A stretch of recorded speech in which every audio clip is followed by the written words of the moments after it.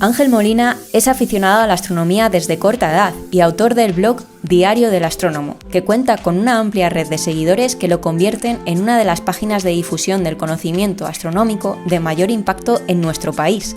La afición por la astronomía le nace desde su infancia, cuando le empezó el gusto por el cielo, fomentado en gran parte por series como Cosmos o películas como Interestelar o Star Wars. Él mismo se define como un astrotrastornado y es secretario de la agrupación astronómica de su ciudad natal, San Fernando, Cádiz, desde 2016. Actualmente cuenta con un enorme número de seguidores en sus redes sociales, lo que le convierte en una de las figuras de mayor proyección en el campo de la astronomía en nuestro país.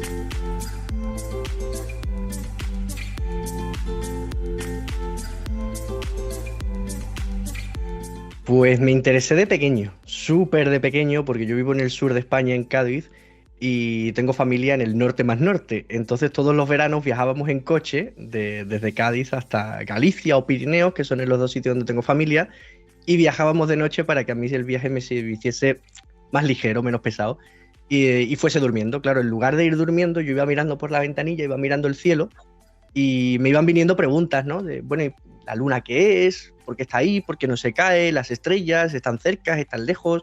¿Por qué unas son azules? ¿Por qué otras no son azules? ¿Por qué unas son rojas? ¿Qué son las estrellas fugaces? Y a partir de ahí, pues, empiezas a buscar respuestas a esas preguntas y vas aprendiendo. Y esas respuestas te llevan a nuevas preguntas. Y esas preguntas te llevan a su vez a otras nuevas preguntas. Y así sucesivamente, pues te vas interesando más y más y más y más. Luego tienes un telescopio, miras por el telescopio, ves planetas, ves galaxias, ves nebulosas, y el interés pues va subiendo y subiendo y subiendo. Sí, o sea, ser un astrotrastornado para mí es ser una persona que está completamente trastornada con el universo, completamente trastornada con el cosmos.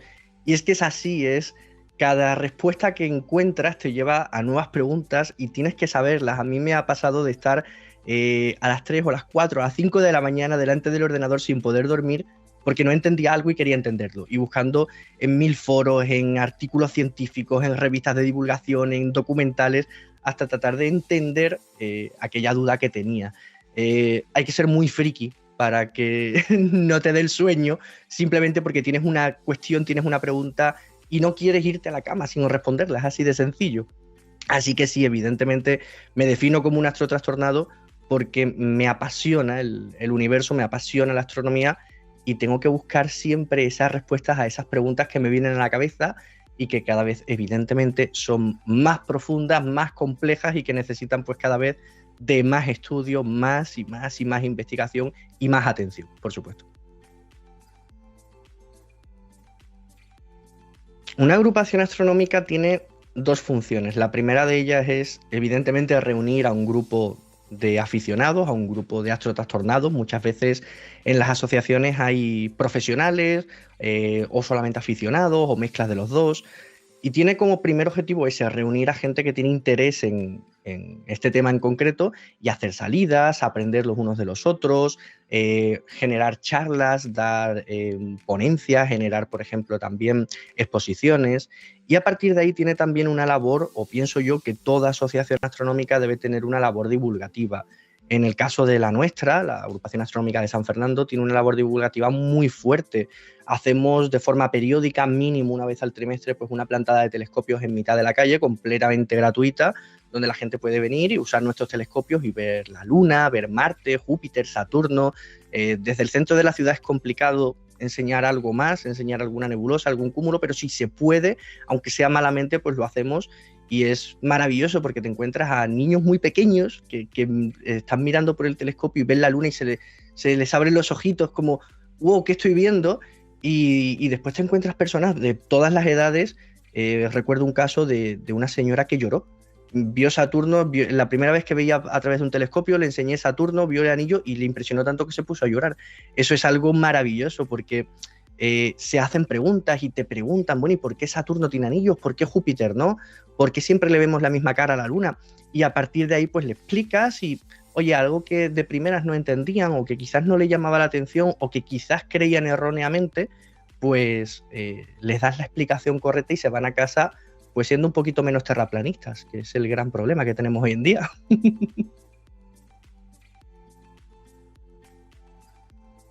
Pues precisamente yo había entrado en la agrupación astronómica de San Fernando y empezaba a hacer mis primeras observaciones, salía con el telescopio a observar y empecé a escribir un diario, que lo tengo por aquí, un diario en el que iba anotando pues absolutamente todo lo que iba viendo, con descripciones, el telescopio que estaba usando, el ocular que estaba usando, los detalles que le veía, los detalles que no lo veía, qué tipo de objeto era.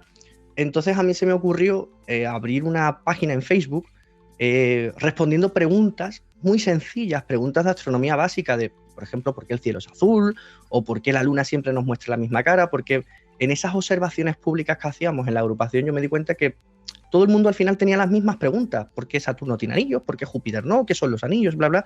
Dije, oye, ¿puedo abrir una página donde dé respuesta a estas preguntas que son súper sencillas y aparte subo una copia digital de mi diario de observación para que la gente vea qué es lo que se puede ver con un telescopio de aficionado y qué es lo que veo yo?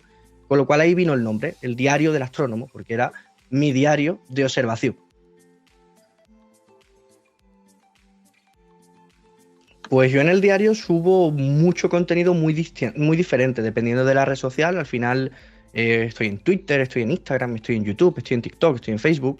Entonces, dependiendo de la red social, subo un contenido u otro, pero al final siempre es un contenido divulgativo centrado en la astronomía, en el que doy respuestas a preguntas, a veces muy sencillas, como las que he estado comentando, a veces un poco más complejas, materia oscura, expansión del universo, energía oscura, todo ese tipo de cosas. Y también trato de ayudar a que más gente que tenga interés se pueda iniciar en esto de la astronomía.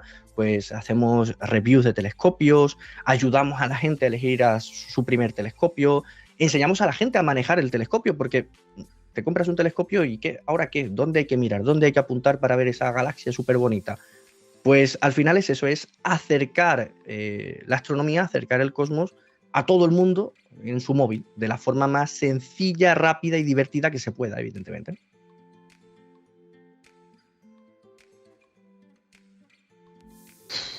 A ver, a día de hoy ya somos en torno a 300.000, sumando en total todas las redes sociales. Y antes había presión. Todo el que se dedica a las redes sociales llega un momento en el que sufre de cierta ansiedad, quiere dar la talla, sufre de síndrome del impostor, ¿no? Siempre hay esa presión por los números. Y al final aprendes a que, bueno, son números y obviamente los conoces, sabes cuáles son esos números, tienes que conocerlos cuando hablas con marcas para patrocinios y demás, pero al final no es lo más importante. Cuando te quitas esa ansiedad de la cabeza de tener que estar pendiente, de querer subir, de querer crecer, de querer más, y te olvidas de todo eso, pues te centras en lo que verdaderamente importa, que siempre es la razón por la que empezaste, a hacer el mejor contenido que puedas, de la mejor forma que puedas, para la gente que está dispuesta a consumirlo, porque eso es importante, hagas lo que hagas. Habrá gente a la que le guste y habrá gente a la que no. Habrá gente a la que le interese y habrá gente a la que no. Habrá gente que te apoye y habrá gente que te insulte. Lo importante es centrarse solamente en la parte positiva. Olvidarnos de los haters, olvidarnos de los terraplanistas, olvidarnos de toda esa gente, de todos esos trolls que solamente quieren venir a tocar un poco las narices y hacer el contenido que a ti te gusta, que tú disfrutas y que genera un valor para una cierta parte de la población. Así que a día de hoy yo no me considero una persona que tenga presión, obviamente quiero hacerlo lo mejor que puedo siempre, pero prima mi salud mental, siempre.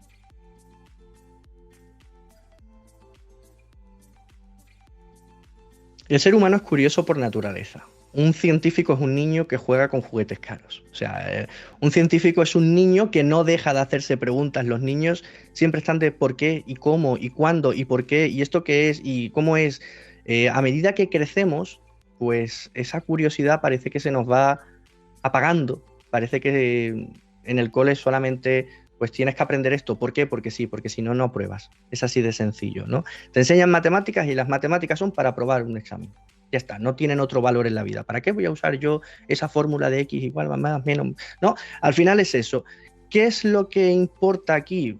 La divulgación en redes sociales hay que entenderla, que alguien cuando entra en una red social entra para divertirse, entra para entretenerse, entra para desconectar, para dejar la mente en blanco, por lo cual no le puedes soltar ahí un sermón de ciencia con palabras súper técnicas, porque eso es aburrido, eso aburre a cualquiera, incluso a los que nos gusta.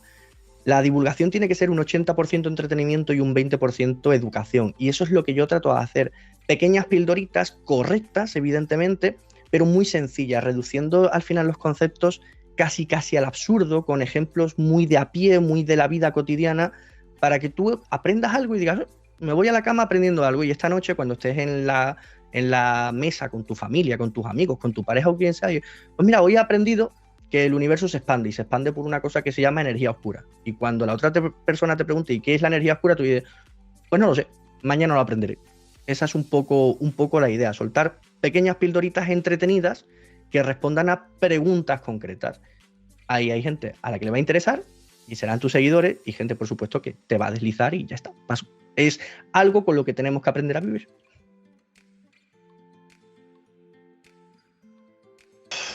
Es una pregunta muy difícil. No es lo mismo hacer divulgación en redes sociales que dar una educación reglada. No es lo mismo. En redes sociales tú puedes aprender lo que quieres aprender al ritmo que tú quieres y hasta donde tú quieres. En cambio, un profesor no. Un profesor tiene que dar un temario porque se lo exige la ley, y eso es lo que tienen que aprender los alumnos, y él ni pincha ni corta, no tiene esa libertad de cátedra.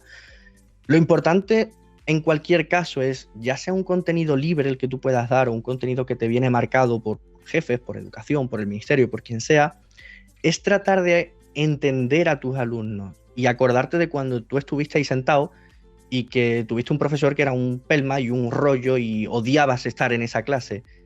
Pues trata de hacerlo de la forma más entretenida que puedas. No, si alguien te pregunta, bueno, ¿y esto para qué sirve? Dale ejemplos, enséñale que esa fórmula sirve para calcular esto, y que a lo mejor tú que quieres ser, no lo sé, médico, no te va a servir para nada, pero a ti que vas a ser ingeniero sí que te va a servir, o a ti que quieres ser profesora, pues también te va a servir para después explicárselo a sus alumnos, ¿no? Al final, la educación es educación, no tiene por qué ser divertida, pero sí que tiene que ser entretenida, sí que tiene que llamar a esa curiosidad. Hay que conseguir despertar la curiosidad de las personas, ¿no? Si tienes que enseñar algo, puedes hacerlo y ya está, e irte, o puedes hacerlo generando una curiosidad. Yo he tenido clases que eran un auténtico rollo, pero que el profesor las hacía increíble y hacía que algo que era súper rollo te interesase un montón. Y me ha pasado justo al contrario. He tenido asignaturas que eran increíblemente interesantes, pero que el profesor se limitaba a leer el PowerPoint con una voz monótona y a los 10 minutos estaba dormido. Con lo cual es un poquito de tener ganas de enseñar. No todo el mundo sirve para enseñar, y eso tú puedes saber mucho, pero puedes no saber comunicarlo. Y eso es muy importante. Para ser profesor tienes que saber, pero también tienes que saber comunicar. Y esa parte hay que trabajarla.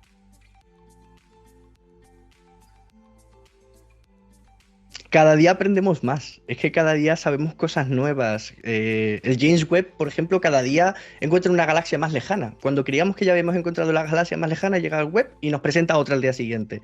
Es un campo que evoluciona muy rápido, es un campo en el que hay muchas líneas de investigación abiertas, con lo cual centrarte en una sola es, ¿cómo decir? Pues esto es lo más importante, o esto es súper destacable. Ahora estamos, por ejemplo, con Marte, ahí a tope estudiando Marte y a ver si hubo vida. En los cometas también hemos encontrado los indicios, ¿no?, de esos componentes orgánicos para la vida. James Webb cada 3 días nos enseña un nuevo exoplaneta en el que hay carbono y metano y otras moléculas necesarias para la vida. Al final es un continuo aprendizaje, una continua investigación del universo, y que cuando llegas a una respuesta, pues de repente el universo te plantea 5 preguntas nuevas más, ¿no? Con lo cual, ¿quieres un nuevo descubrimiento? Elige un campo. Elige planetología, elige bioquímica espacial, elige expansión del universo y ponte a investigar, porque cada día te vas a leer un paper nuevo. Es así de fácil y así de emocionante.